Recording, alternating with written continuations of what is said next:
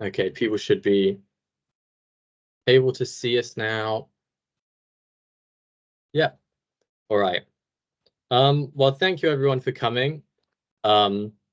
Especially, I know this is Sunday or Monday, right around when you're probably going to have dinner. So thank you for taking the time to join us. My name is Sam Jones. I'm the Salmon Angler Engagement Officer at the Angling Trust. It's a new position. I've been in it for about 10 months, and it's largely funded by the Missing Salmon Alliance. And so as part of that role, we're doing a series of salmon-related webinars, and this is the first in that series, so thank you for coming along. If we have any technical issues or anything of that type, I'll thank you ahead of time for your patience. And we've got another webinar next week, the same time next week, and that has Andy Hurst from Loon Rivers Trust joining us, and he's going to be talking about some of the juvenile habitat restoration work they've been doing there. They've been seeing some really fantastic results. It's hour and a half, same time next Monday. So if you'd like to join that, if you can register, we'll be posting a link on the Angling Trust Facebook page, and I'll also probably include it when I send around a wrap up from this event. So today for the first webinar, we have Øyvind from the Norwegian Association of Hunters and Anglers joining us. He'll be giving a talk on pink salmon. The Norwegian Association of Hunters and Anglers is a 100,000 plus membership organization in Norway, and they have core values in keeping fishing accessible and sustainable. Many of the core values I'd say that we share here with the Angling Trust. So thank you, Øyvind, for coming and for taking the time to do this, and I'll pass it on to you. Yeah, thank you for having me. Can you see my presentation now? Yeah, we can see it fine. Yeah. I'm just going to turn my camera off and let you speak. Yeah, my name is Øyvind, as I said. I'm what you call a scientific advisor at my organization and a fisheries biologist. And my organization has dealt with pink salmon for quite a lot of years now. Unfortunately, it's been a lot of work to do with pink salmon. So I'm just going to give you a little bit about the species, a little bit about the Norwegian perspective and the Norwegian experiences so far. Well, we'll see how it goes. As you hear, my English is a little bit rusty, but hopefully you'll understand what I'm going to say.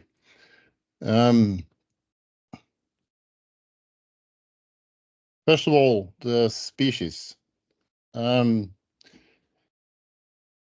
I guess most of you haven't seen a fish on the table, but it can resemble a silvery one-sea winter Atlantic salmon, and it can resemble a silvery sea trout who weighs about 2 to 3 pounds, maybe 4 pounds, but hardly. It's not very easy to mix them up. It can, on the other hand, resemble a sea and charr quite much, but that's not an issue in Great Britain. It has a very visible spotted tail fin, as you can see on the picture.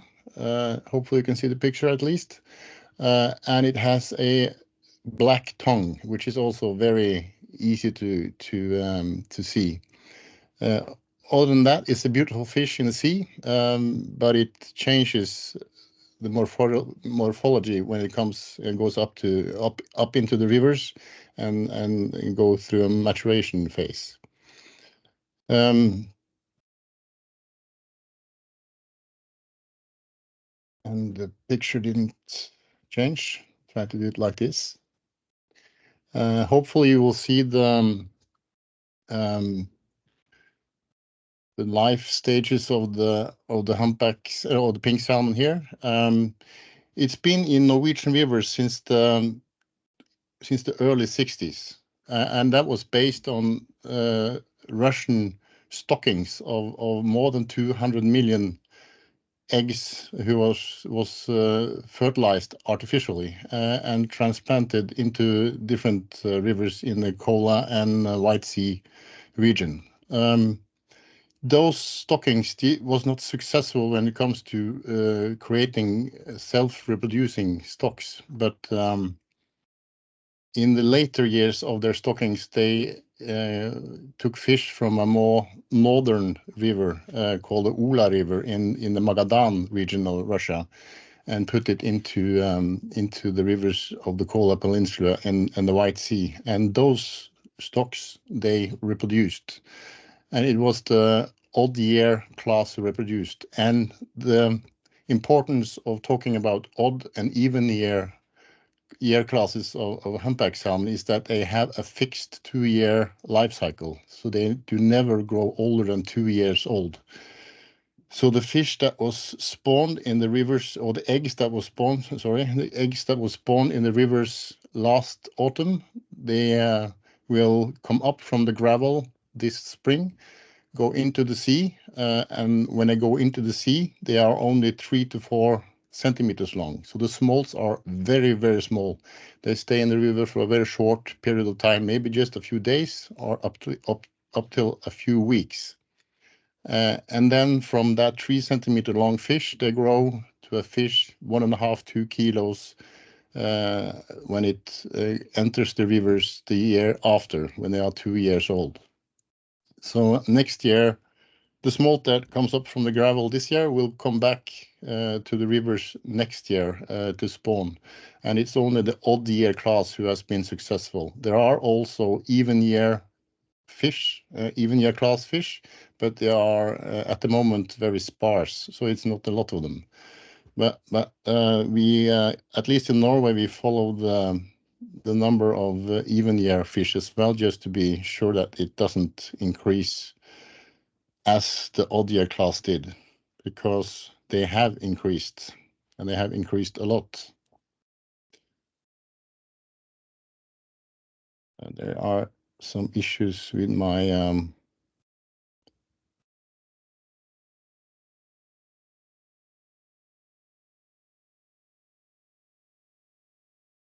I've used my mouse.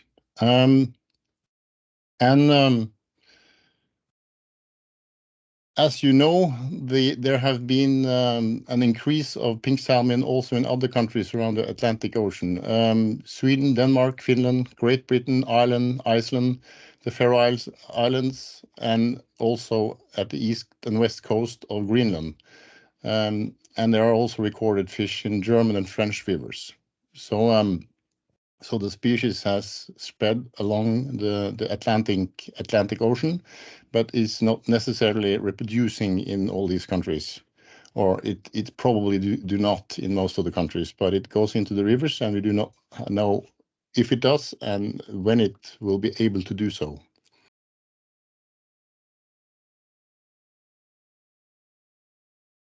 And our concern is that an increase in Norwegian rivers will increase the risk of further spread to your country and other countries. So that's one of the reasons why we do measures in Norway. I will say a little bit more about the measures shortly. If this works, it's an animation of how the humpback how the number of humpback salmon have increased during, I think it's since the 1980s. So hopefully this will work. If you pulled it up right now, Øyvind, we can't see it, but if you change which screen you're sharing, we will be able to. If you have to open my other screen here, sorry. If you stop sharing your screen and then you click to share your screen again, you will probably see a prompt to pick which window.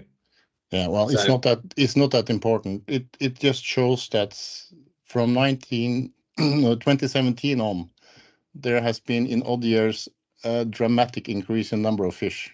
I'll tell you the numbers later. We can probably share this presentation later so that people can go in and look at the animation. It's not Yeah, very I can include important. that when we send it around. It's not very important at this phase. It's just to show that something happened in 2017 and 2019 and 2021 and then last year. So the fish was stocked by the Russians or the Soviet Union because they wanted a resource.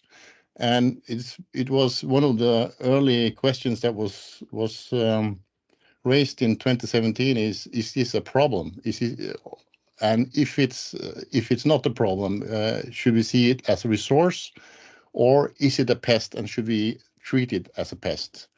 These two pictures I borrowed from a Russian scientist who joined a working group this weekend in Galway.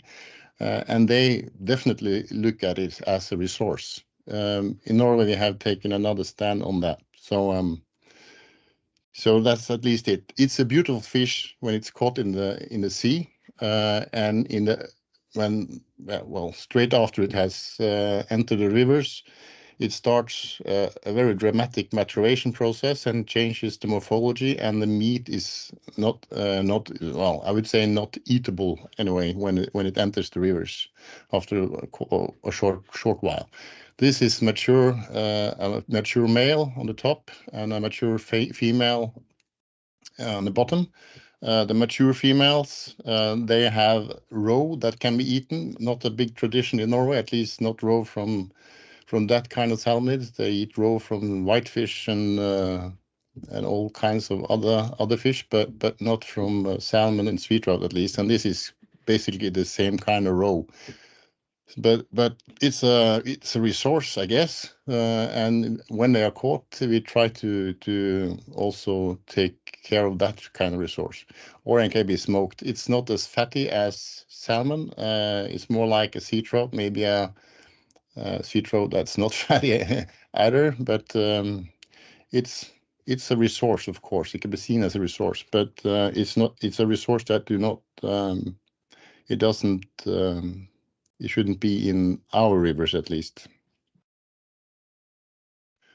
In Norway, after 2017, my organization and a lot of others, and also the environmental agency, they raised the questions if this is a problem, is it a resource, is it a pest? And we have a scientific committee for food and environment who made a risk assessment for humpback salmon or pink salmon. Sorry, I mix those names all the time. We call them humpbacks in Norway. At least that's the direct translation. This is also in English, so it's possible to download it and read the Norwegian text. This was done in 2020. In January 2020, this report came, and it concluded that the pink salmon can carry disease organisms that infect salmon, trout, and charr. We have charr and charr in the far north of Norway. It can displace naturally occurring species and change and disrupt the behavior of salmon, trout, and charr pre-spawning. They tend to spawn very early, maybe late August. So they spawn normally. They will spawn before sea trout and salmon, and charr who spawns very late often. And it can be a problem for angling. And when you come to a river and there are thousands of pink salmon, it's just not possible to fish for either salmon or sea trout in that river when they are so plentiful as they have been in Norway for the last couple of years, last couple of invasions.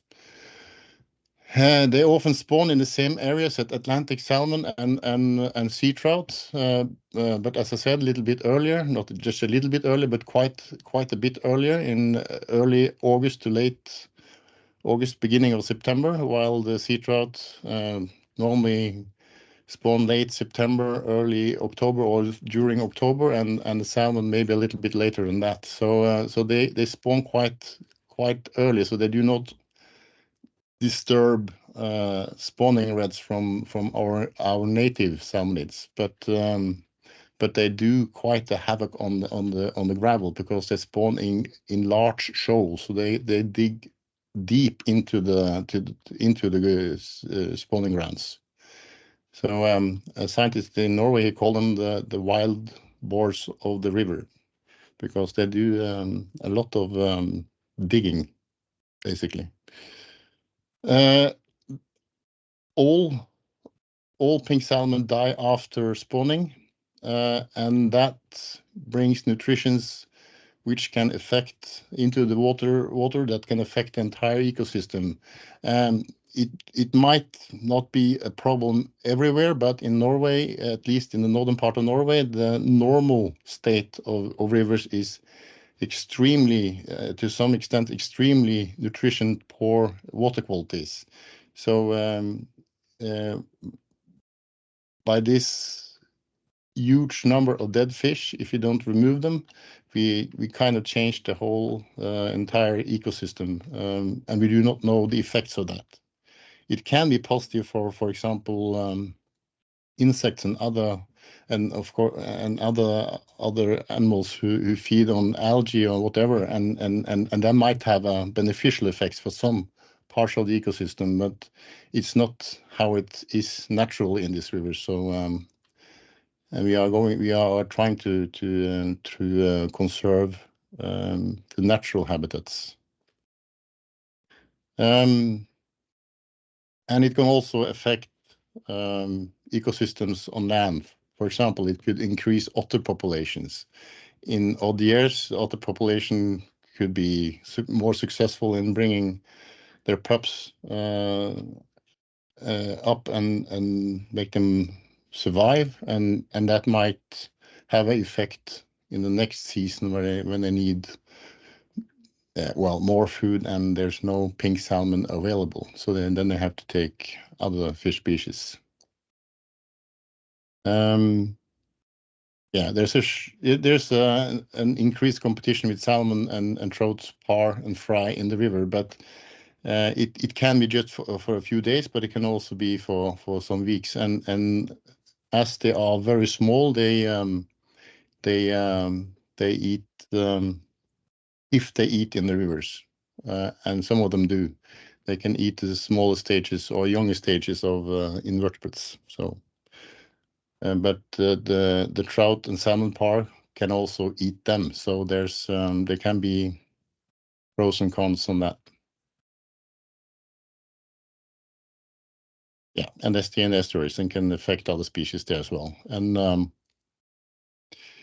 there was raised questions from the risk assessment that they could be a threat to pearl mussels. It seems they cannot use pink salmon because of the life cycle.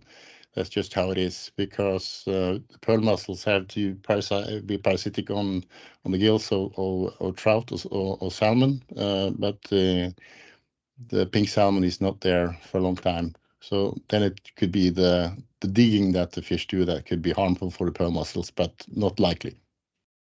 Pearl mussels is an important issue in a lot of Norwegian rivers because we have a lot of the European,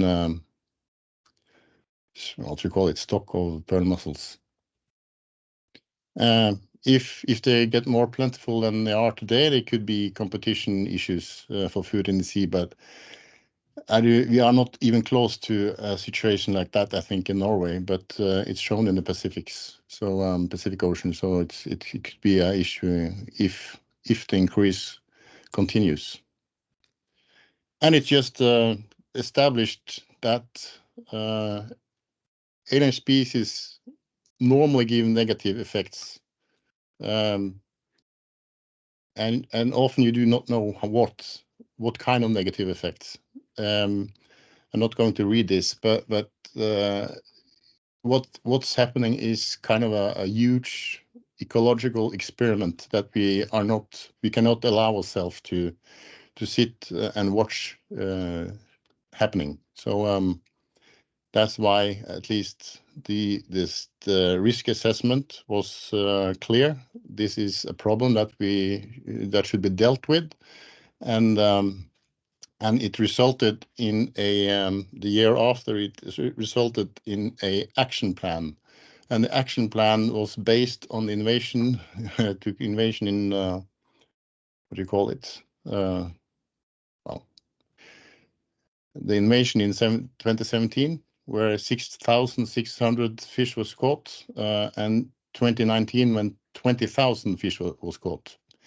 And after the action plan was finished, in 2021, there were caught 110,000 fish. And that was more than even we as skeptics believe that would happen. And the main goal of the action plan is to prevent negative impact on local native salmonids.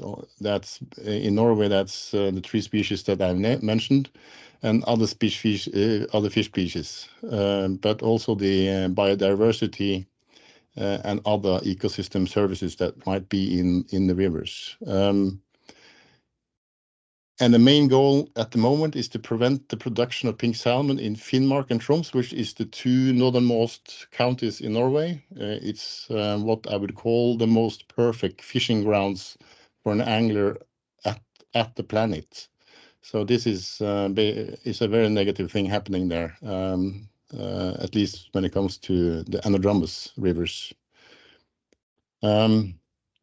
And by doing a lot of preventive actions up there, we hope to reduce the migration to areas further south, west and south of this area, and of course to ensure that pink salmon produced in Norway do not spread to rivers in other countries like yours. So this is a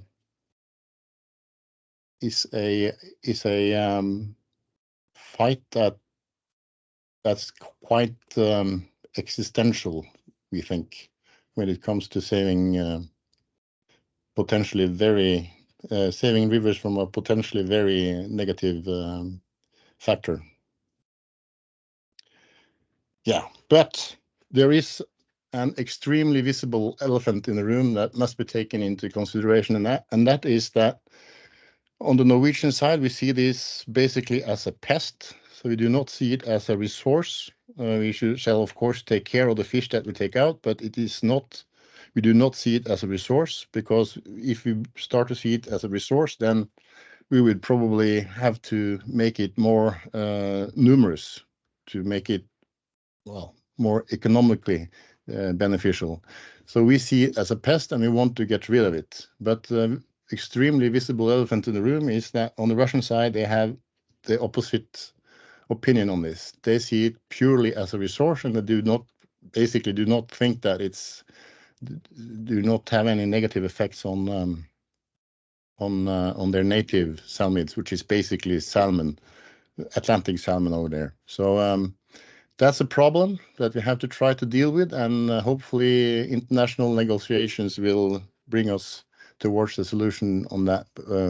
But well, it's not very easy to get an agreement on that, and especially not in the situation that we are these days, with Russia kind of outside the scientific discussions as well.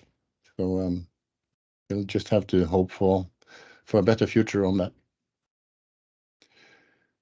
In Norway, the first years of action was basically no money, but lots of willingness to do an effort. The environmental agency, and you're not going to read this because it's in Norwegian, but the environmental agency, they made reports on how to build traps.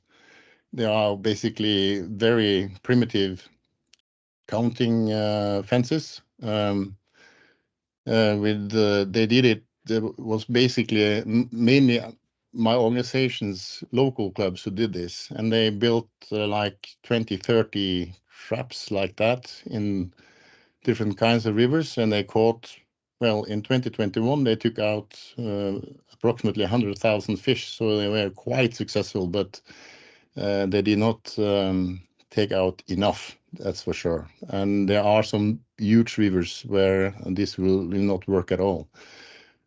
But they did, and they worked both in 2017, 2019, and 2021. They worked 24 hours a day, 2 months in one stretch, and they dropped their holidays, everything. They just worked, and they put down thousands of working hours doing this job. And that, what you say, it took a toll on them. And in 2021, they said loud and clear that this is not going to happen another year because we do not have the energy to do it more. We are tired, and we need both money and professional help to deal with this problem.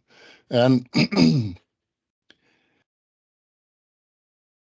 and that kind of happened. The next phase was what I would call a professionalization.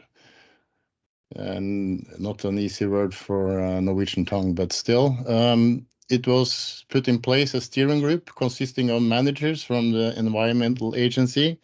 They put their best man on that and expert on needed fields when it comes to dealing with both building counting fences and also on the biology of the fish, of the species, so that we were best suited to deal with the issue. So the picture you see here is from one of the counting fences in the chamber where the fish goes before it's sorted.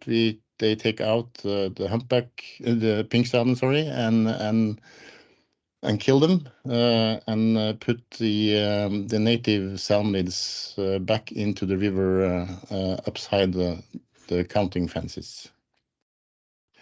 In 2022, it was given approximately 2.5 million euros to invest in counting fences. There were some who was bought from the US or Canada. I'm not sure. I think it was the United States.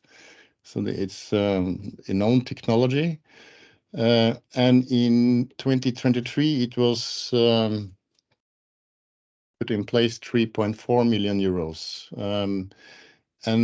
And we built 22 traps. It was operated by paid personnel, and the paid personnel was always local people, so that they are trained to do the job, so that they can come back again in 2025 to do a good job again.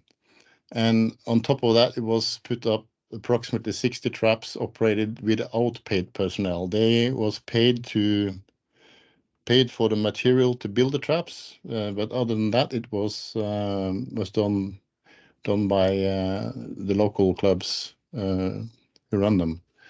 So, but it was successful, and they got all the help they needed except payment for the personnel. This is one of those traps in a small Norwegian river. And it's, as I said, there's an elephant in the room. We would, of course, like to eradicate the species from our rivers, but you can raise the question if it's more a decimation. At the moment, it's at least a decimation, and we try to put up counting fences in as many as possible or rivers in the region, so that there are no open holes in the net. And not all of the rivers are as small as this one, so it can be a problem in certain instances. This is, I guess I'm not able to play that now either. Maybe. That wasn't useful. Well, this is just it looks weird on my screen, so I guess it's not looking very good for you either. It's this is not a counting weir, it's a fish ladder. So they just use a natural barrier in the river, which is where we have a fish ladder. This is a border river between Norway and Finland, and this waterfall is an absolute barrier for pink salmon, it seems, but not for Atlantic salmon. At least quite a lot of Atlantic salmon manage to pass the waterfall, but pink salmon doesn't. So they go up into the fish ladder and they just close the fish ladder and take the fish out. The blue barrels here is just where they put the fish on ice. So that there's a couple of firms who got the license to take the fish and try to sell it, both the fresh fish from the sea and fish that they can take the roe from. So yeah, we had in the 32 professional traps, if I can call them that, there was a very high success rate. Up to 100% success rate. Most of them more than 90%. In more than 90% of the pink salmon that came up in the rivers was caught. This, on the other hand, is on the Alta River, the Tana River, which is a very huge river. This is just half the size of the river. There's on the far side there, that's actually a island in the middle of the river. So there's yeah, well, there's a channel on the other side of that island who is as wide as this one. So so it was put up a fence on the other side that should lead both the salmon, sea trout, and the pink salmon towards this trap. And it is just one thing to say about that, it was not a success. They caught just 8,000 to 9,000 fish in that trap. But the Finnish scientists upstream, they via sonars, they estimated that it might be as many as 170,000 fish who migrated upstream. So that was not a good thing, and we will have to succeed in that river because that's the biggest river in Finnmark. And if we don't succeed there will be a source for pink salmon. That well, it doesn't help if we succeed in the smaller rivers. So this is the steering group's headache at the moment, but we believe that we will be successful in the next, when the next invasion comes in 2025.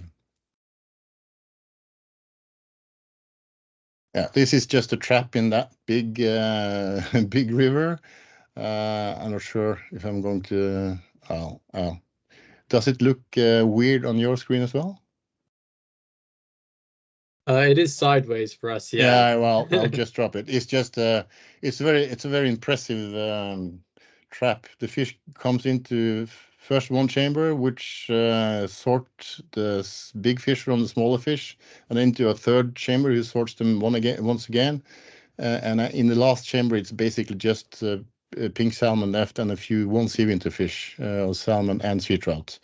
And then it goes through a fish lift up to a new chamber where it is sorted, and from there it goes onto a plate where it's stunned by electricity, and then it's slaughtered in a humane way, I guess. But it's a very impressive trap. The problem is that it didn't work. So it cost a lot of money, didn't work. But it's just, well, this is also a film. It obviously doesn't work to show the film here, but it just showed the fish. This is in a very small river. We just caught them in a fence like this. Couple of hundred fish. They are beautiful fish, but they just don't belong there.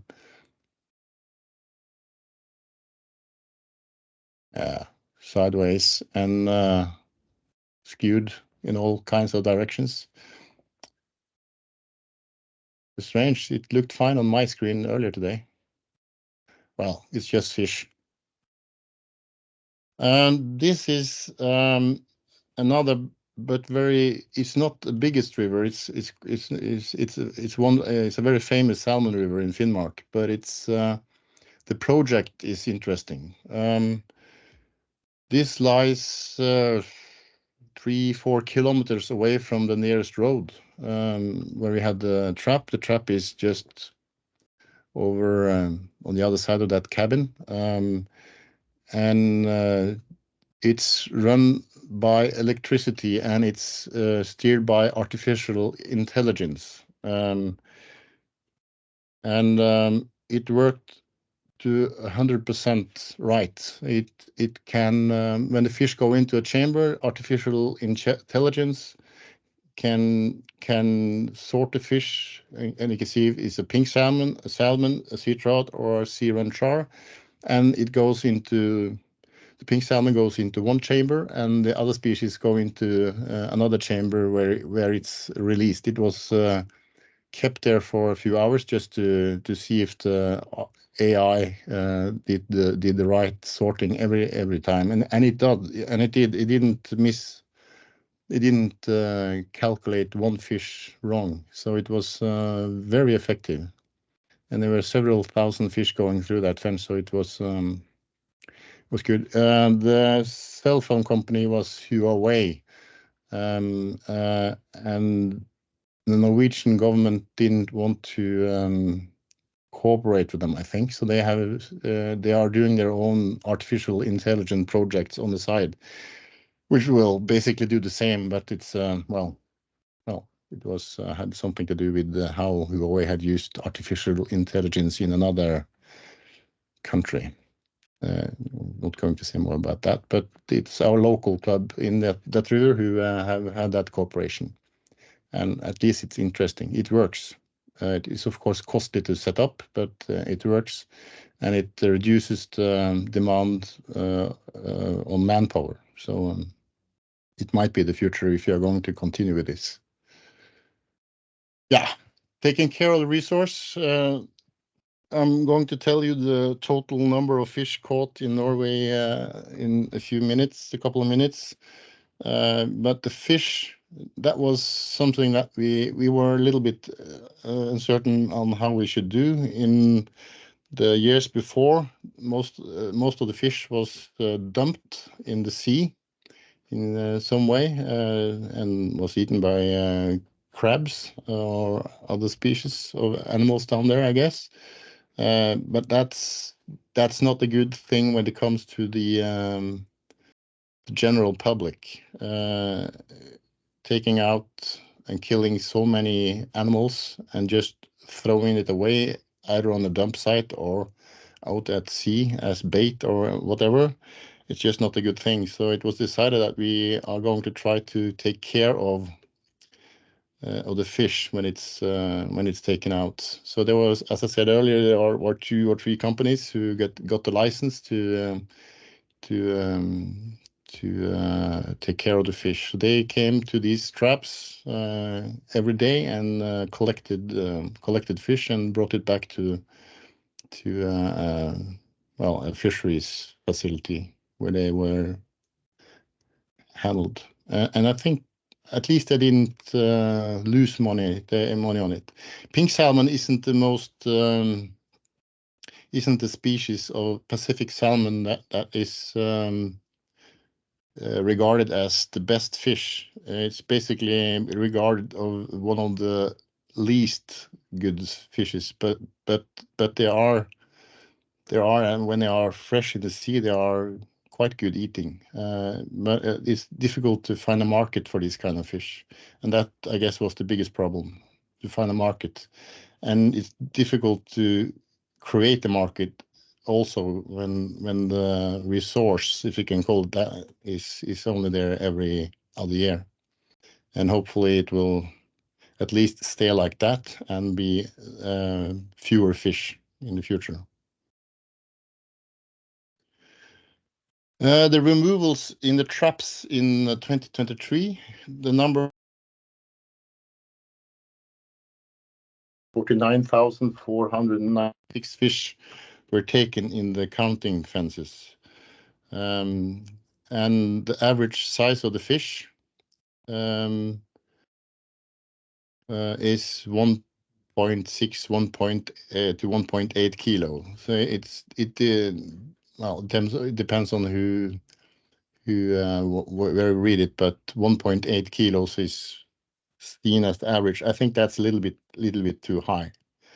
Most of the females I saw was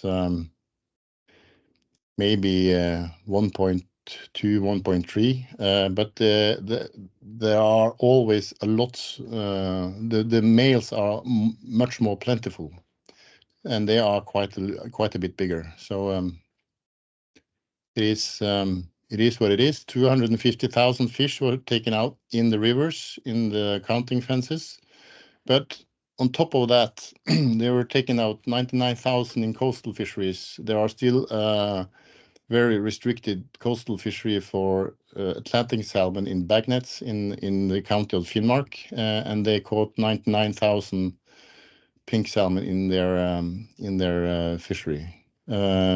16,000 were reported in rivers by anglers, so that was in the normal sport fishery. So quite a lot of fish there as well.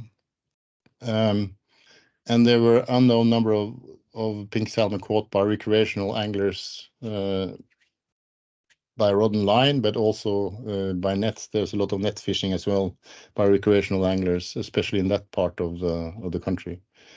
So the number was approximately 400,000 fish, or more than 700 metric tons. So it's a huge biomass that has been taken out that would otherwise end up in the rivers and die and rot up there. So we see it as a great success, even though we didn't succeed in the biggest river. But we hope that we will be successful. Just to compare it, in 2023 was a very bad year for Atlantic salmon fishing in Norway. There were only caught a little bit over 70,000 Atlantic salmon, which whereof 27% were released, and only 31,000 sea trout, where 33% were released. The sea trout numbers tends to be there's a negative bias on sea trout. Anglers tend not to report them because, especially salmon anglers, well, I don't know why, but they just don't do. And on top of that, there's a lot of sea trout fishery in the sea as well. But even though it was a very bad year for salmon last year, and well, it was caught way more pink salmon than Atlantic salmon and sea trout combined. So there's something about the number. I have a couple of I'll be very fast here at the end. I have a couple of slides that I have stolen from Colin Bean, who held a presentation on the working group I attended this weekend. It's just the numbers from your countries. As you can see, the reported numbers, I guess this is numbers reported via visual, that people have seen them, caught them, or seen them in other ways. And it doesn't seem much. Scotland is the country where you see most fish. Not very strange that, I guess, when it's closer to the problem areas in Norway as well. But it wasn't more fish than this in Norway either before 2017. So things can happen very fast. I think this is the number of rivers. 1960 to 2016, it was reported in 15 rivers, and from 2017 up until 2023, it was 79 rivers. So there is an expansion also in where you find the fish in your countries, and you see that you know the map. So this is stolen without permission, so I'll have to say sorry to call in at another stage, but he had an interesting, I think, figure. Is that what you call it? The problem is that it's very unclear. But in what kind of stage are we, and where and when do we take action when we see that an invasive alien species develops and it starts to reproduce? I think where you are now is where, and I'm not saying that you are going to end up where Norway is, but in numbers you are now where we were before 2017. And we did never consider this as a problem at all.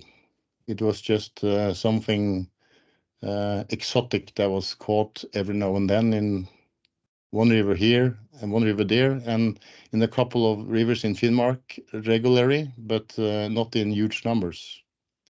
It was only when we saw that it was caught 5, 6, 7,000 fish that we thought, well, hey, this is a problem. This can be a problem if this continues to increase.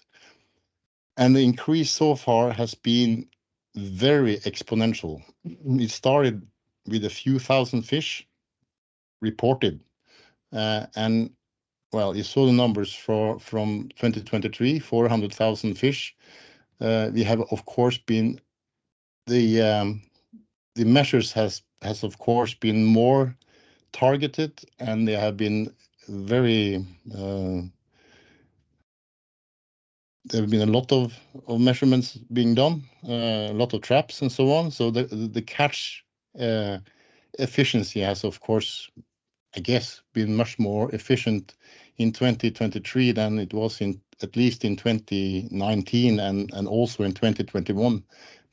But anyway, it's the number of fish is extreme, and our scientists say that this do not look like it's even reached the peak of that exponential growth.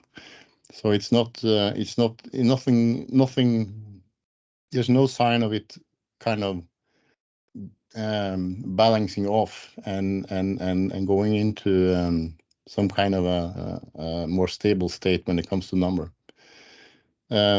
Luckily, on the Russian side, I heard just a couple of days ago that the catches there was much lower than expected because the smolt run in 2022, as they say, it was very, very good. It was a lot of pink salmon smolts going out to the sea, but the return in 2023 was much lower than expected.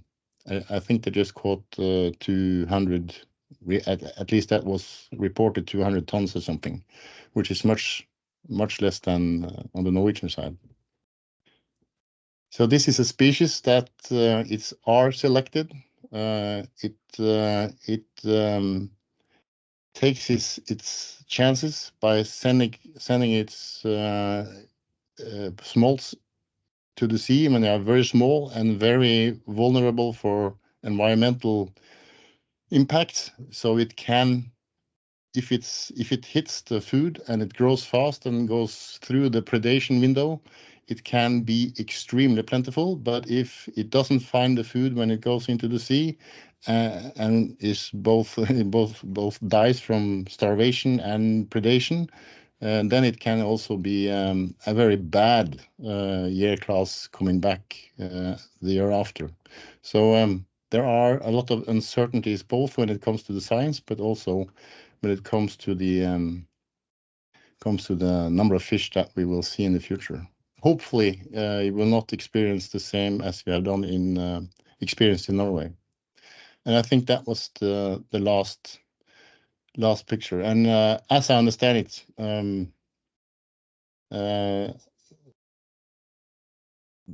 you have at least good track on the fish, the pink salmon monitoring in Great Britain.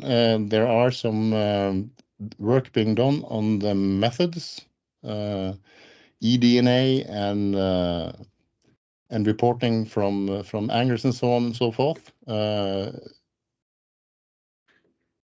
But we have to be aware of the potential increase of this species, and I think you are so as well. So thank you. Thank you, Øyvind. That was very, very interesting. We've got quite a few questions coming up in the chat. But just before we get to some questions, I just thought I'd flag with everyone that the EA, Fishery Management Scotland, and National Resources Wales kind of collaborated on a pink salmon reporting tool. So I'll just stick that in the chat now. And so that's the kind of hotline you can go to for if you're in England, Wales, or Scotland and you see a pink salmon catch one, anything like that. There is a place where you can report it and track it. And there's also a nice dashboard where you can go and look at where they've been sighted and see through the years how many have been seen in the UK. So just thought I'd flag that before we get to any questions, because that seems quite pertinent. All right, Øyvind, are you ready to take a few questions? Yeah, I'll try to answer them at least. Yeah, that's fine. And if some of the scientists are here from, well, I guess Scotland or Wales or England, maybe they can answer them later as well when it comes to your situation, because I'm a novice. So we have one here that first asks, is there any reliable evidence to indicate negative effects of pink salmon in the Russian rivers? So anything on the biodiversity or just general ecosystem? And that question was actually also asked similarly for your Norwegian rivers. Have you seen negative impacts on the Atlantic salmon stocks from these pink salmon invasions? When it comes to the Russian situation, I don't have the right overview. The Russian scientist that heard saying something about it this week, and he said that they didn't think so. But at least in Norway, this has been to a large extent a precautionary approach as well, because there will always be negative effects of such an invasion at least when they come in these kind of numbers. A few fish in a river, if it wasn't at least as a competitor on when it comes to spawning grounds, when it comes to food, anything, it would be a problem. But if it brings parasites or infections of some kind that isn't there in the beginning, it could of course be very negative. But we have not seen any signs of the later, because at the moment it has been on an extreme increase year by year, and this year we were successful at taking out the fish in the smaller rivers where they would otherwise be totally dominant when it comes to the number compared to salmon and sea trout. In one of the rivers, it's the river is 10, maybe 15 meters wide, and they took out almost 30,000 fish there. It's a very small river. And when you have that kind of amount of fish, they just especially the one-sea winter salmon, it just goes away. I've seen pictures of multi-sea winter fish, 2, 3, especially 3 winter fish, 3, 4 winter fish, and it seems like the pink salmon kind of stays 1 meter away all the way around it. So it seems like the bigger salmon managed quite well, but the smaller salmon is completely overcrowded by these fish, and they are very aggressive, and especially in their spawning period, very aggressive. So when you dive in the rivers, they attack you. They really attack you, and they have fierce teeth. So they're a strange fish. But there's a lot of unanswered question when it comes to the science here, and our scientific institutes, they are having projects on it, because this, as I said, this is a giant ecological experiment going on. Yeah, thank you for that one. I just a little message here from Brian Davidson from Fishery Management Scotland, and he says that Scotland undertook eDNA sampling last year, and while the catch reports were quite low, I think there was 70 seen in 2023 to 170 maybe in the year 2 years before. Apparently the eDNA showed that they were consistently detected in 10 of 32 rivers. So there seemingly there is a bit of a consistent presence in a few of the Scottish rivers at this point. Yeah, I've seen these numbers as well. Mhm. Yeah. We've got a question here that is asking, what is the length of time from the hatching of pink salmon to when they smolt? Like sea trout and salmon, they stay in the gravel for a period after hatching, using parts of the yolk sac, and then they come up from the gravel in Finnmark, which is a very cold part of the world. They come up late May, maybe early June, late May, and they stay. They've seen fish just staying 2, 3, 4, 5 days maybe, but they have also seen fish staying there for several weeks. But often they are like 3.5, 4 centimeters when they go to sea, and some of them haven't even used the yolk sac, so they haven't started feeding in the rivers. But they have found fish with well,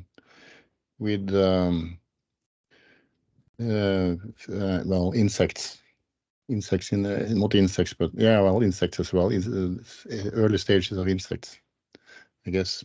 So they feed in the river as well. So there's been a concern that because they are in such high numbers that they could kind of hoover the rivers from when it comes to early stages of invertebrates. But there's a lot of unknowns there. Thank you. We've another question here, a couple put together. One, what is an estimated amount of pink salmon that you removed in 2023? So you removed 400,000. Do you have an idea of what the total number was? The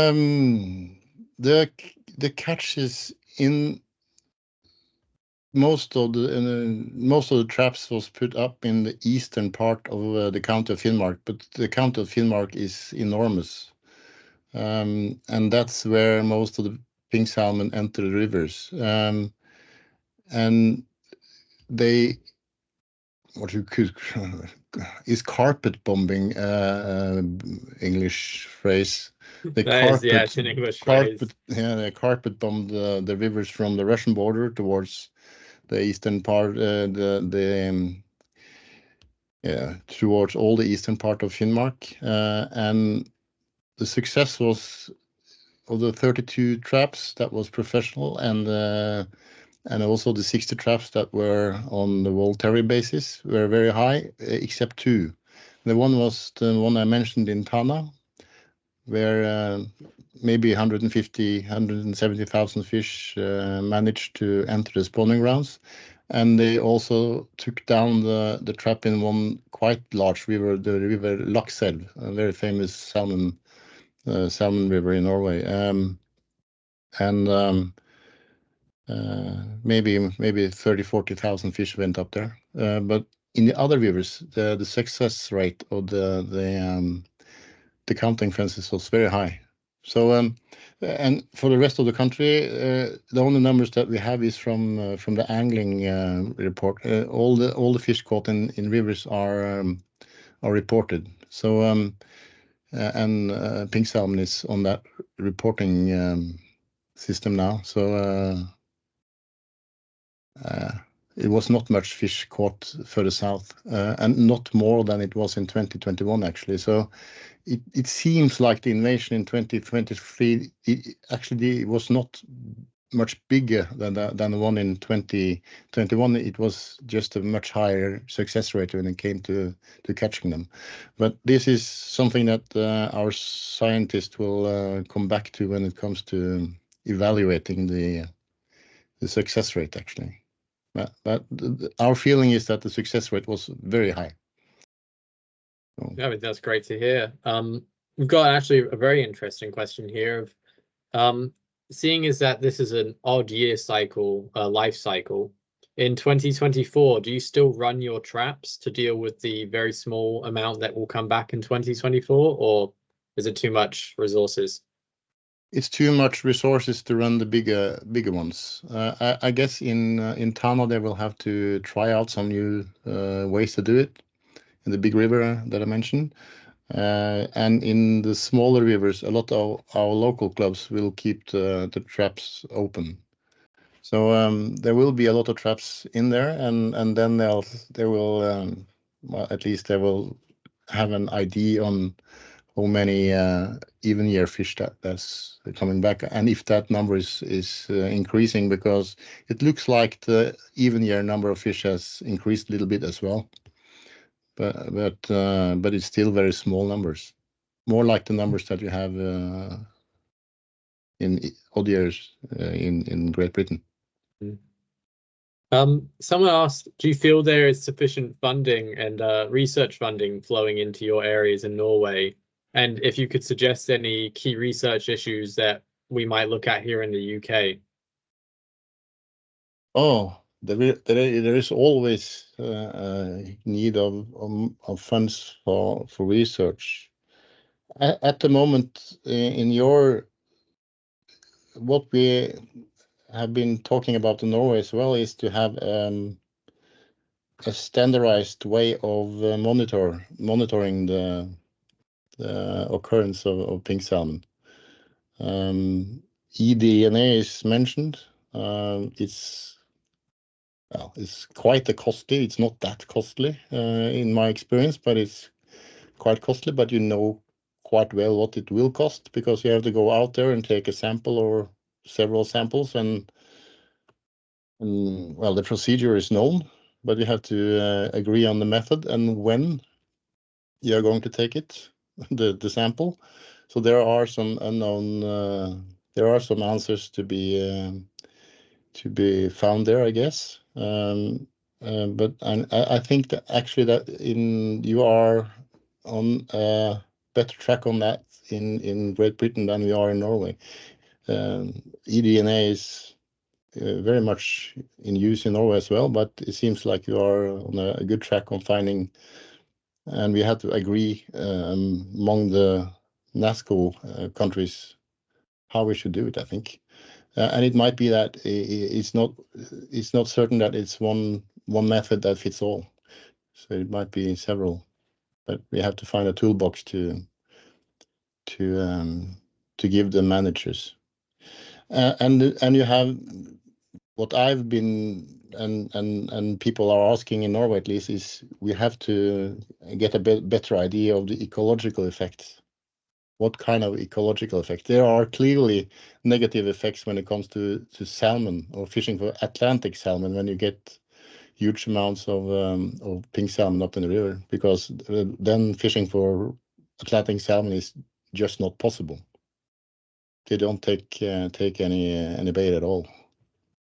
So I think that would be nice to have some a better grip on the ecological effect, because now we leave a lot of things, but we really don't know. So it's so as I said, it's basically on a precautionary approach route that we are now, which I think is right to do. But science is always better. Well, knowledge is always better than believing. So well. Thank you for that one. Really good answer. We just got one quick last question, and that's just to confirm if you could go back and confirm the catch numbers for the salmon and sea trout that you showed briefly earlier. I know I have a bit of envy at how many salmon were caught in Norway in 2023, but if you just go back there again. Do you see it now? Yeah, there it is. That's the reported numbers. There are also some fish caught in the sea, but the sea fishery is almost non-existent except in Finnmark. So I think this was there's never been reported this few Atlantic salmon ever in Norway. and that's not a good sign, because the fishing,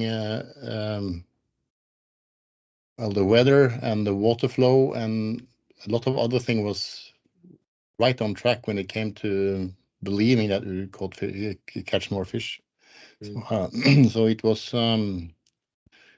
not a good sign, actually. For the conditions were good, the catches were not good at all.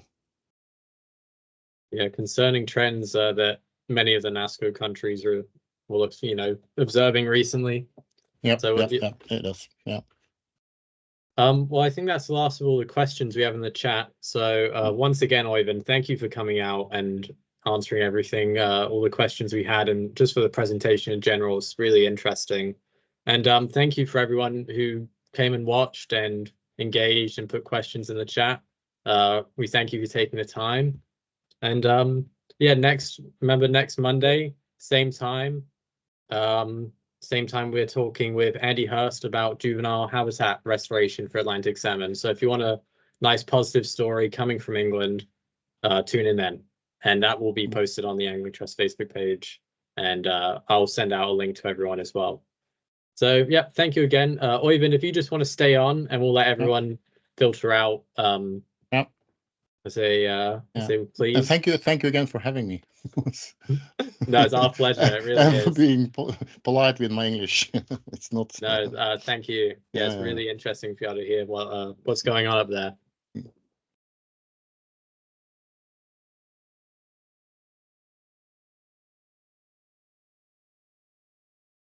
Just let everyone filter out here.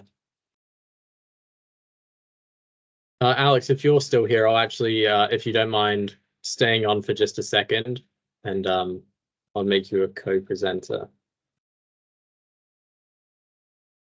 This is someone else from the Angling Trust, Øyvind, I'm just bringing in here so I can.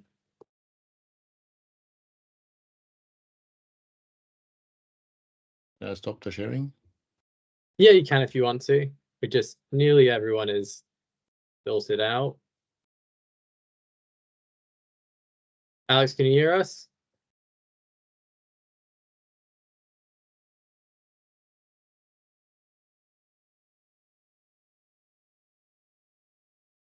Okay, it's just us three now. I was just yeah. So yeah, no, thank you. I thought that went real well. We had some nice questions coming in. Seemed people were really quite interested in what's going on up there, and especially at some of the ecological effects. So I thought it went pretty well in the end. It's a shame about those videos not displaying. I wanted to be able to try and help more, but I didn't want to interrupt you while you were presenting it would just stressed me if I should go out from the presentation and in on. Well, yeah. No, I thought you know, sometimes you just have to move past these things, don't you? I'm too old. I'm too old for this shit. Isn't that what they say? No. Yeah. Well, it was strange because it worked just fine when I watched it on my screen earlier today. So I didn't see Colin. I don't know if Colin. I didn't see him join in the end, but we did get quite a lot of people. Fisheries Management Scotland asked questions, Environment Agency, and National Resources Wales. All three, people asking questions were from the 3 UK government agencies, which I thought was quite interesting. So yeah, clearly I wanted to hear what you had to say. So yeah, just wanted to say thanks again for the time. Really appreciate that. Yeah, my pleasure. Yeah, thank you both, and sorry about that. I was trying to plug in my headset before and couldn't find it. We've not met before, but I'm Alex. I work with Sam, and I've done since he's joined, and just wanted to extend my thanks to you as well. I thought it was extremely interesting, and yeah, as Sam quite rightly said, it was very noticeable. The individuals that asked the questions there are all very important people. So really fantastic. Thank you for that. Yeah. Great. Yeah, well, I mean, we won't keep any more of your time, Øyvind, but yeah, thank you for coming out. And if you ever need anything of us, you know, just let us know. You've done enough for us at this point with the stocking paper comments, and now this. You know, we really owe you something. Well, the stocking paper was, well, I just asked people and they gave me some information. You know, that's more use than it's something we need. You know, need to know who's asked. So Yeah, thanks again. Great. Well, Yeah. you have the rest of your evening back now. Yeah, likewise. Yeah. Right. See you later. Yeah. Thank you, guys. Bye. Well done. Yeah. Bye-bye. Thank you. Bye.